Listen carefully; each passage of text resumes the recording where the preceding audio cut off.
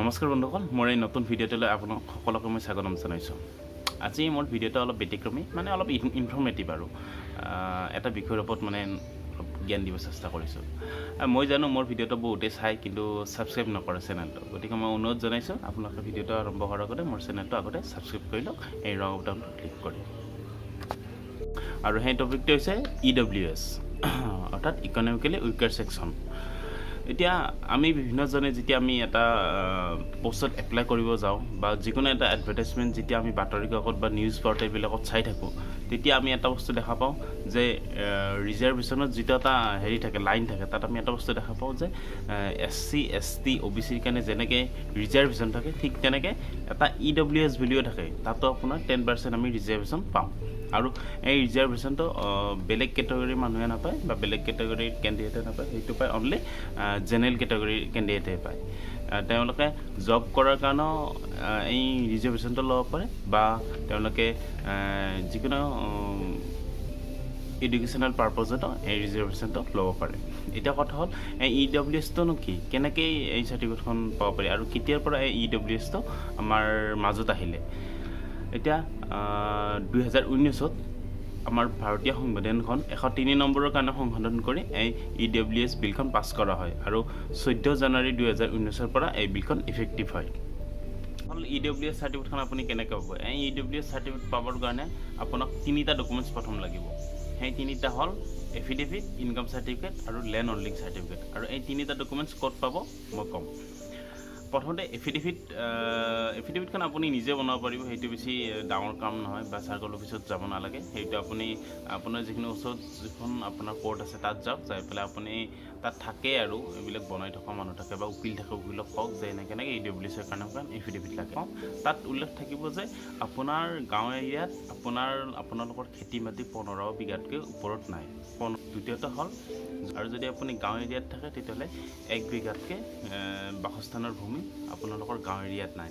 3 নম্বৰটো হ'ল 1.5 কঠাতকৈ বেছি ভূমি আপোনালোকৰ মিউনিচিপাল বা চিটি এৰিয়াত নাই।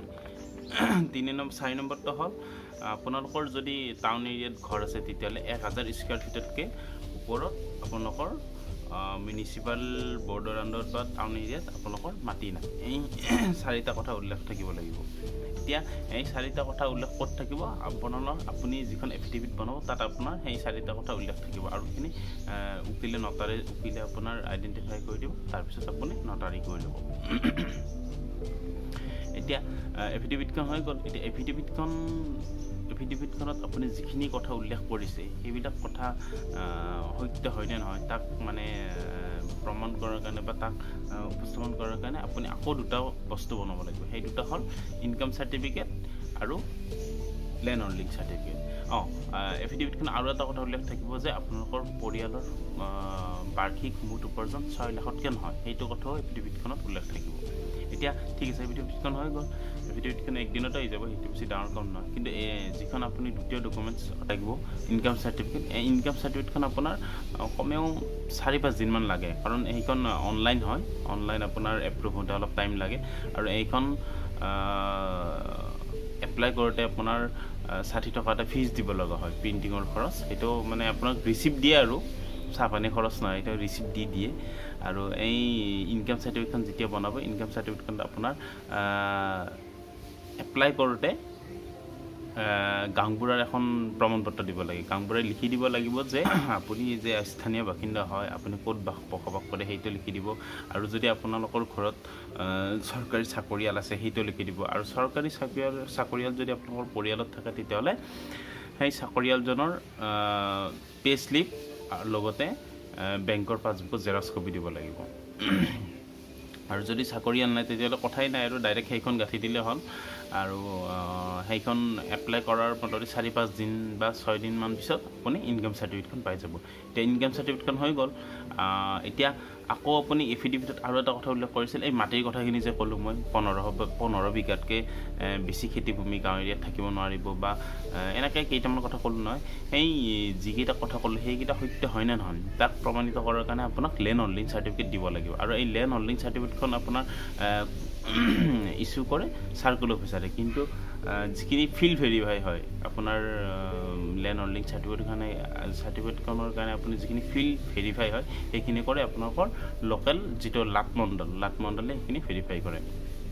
এতিয়া তাত উল্লেখ থাকিব যে আপোনাৰ পৰিয়ালৰ বা আপোনাৰ নামত কিমান ভূমি আছে সেইখিনি লেণ্ড হোল্ডিং চাৰ্টিফিকেটত উল্লেখ থাকিব। যদি 15 বিঘাতকৈ বেছি মাটি উল্লেখ থাকে সেই লেণ্ড হোল্ডিং চাৰ্টিফিকেটত তেতিয়াহ'লে আপুনি EWS নাপায়।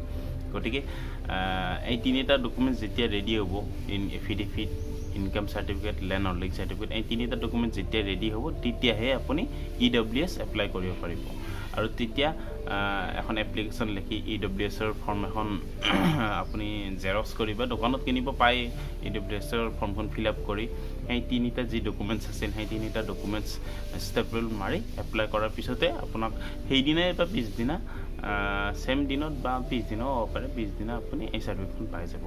কিন্তু মনত ৰাখিব যে এই এপ্লিকেশ্যন এপ্লাই কৰাৰ আগত আপুনি এটা কথা মনত ৰাখিব যে আপুনি জেনেৰেল কেটাগৰীৰ মানুহ হ'ব লাগিব আৰু আপোনাৰ পৰিয়ালৰ নামত 15 বিঘাতকৈ বেছি খেতিভূমি থাকিব নোৱাৰিব যদি আপুনি গাঁৱৰ, আৰু 1 বিঘাতকৈ বেছি বাসস্থান ভূমি থাকিব নোৱাৰিব যদি আপুনি গাঁৱৰ।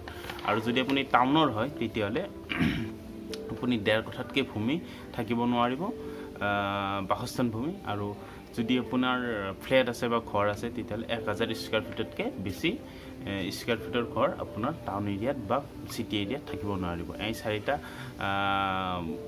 টাৰ্মছ ফুলফিল কৰিব লাগিব। লগতে আপোনাৰ পৰিয়ালৰ মুঠ বাৰ্ষিক আয় 6 লাখতকৈ ওপৰত হ'ব নোৱাৰিব। এই গোটেইখিনি যেতিয়া আপুনি ফুলফিল কৰিব পাৰিব তেতিয়াহে এই EWS চাৰ্টিফিকেটখন পাব। ঠিক আছে বন্ধুসকল, ভিডিঅ'টো চাই কেনেকুৱা পালে জনাব তলৰ কমেণ্ট বক্সত, আৰু ভাল লাগিলে শ্বেয়াৰ কৰিব, আৰু এইখিনিয়ে আৰু।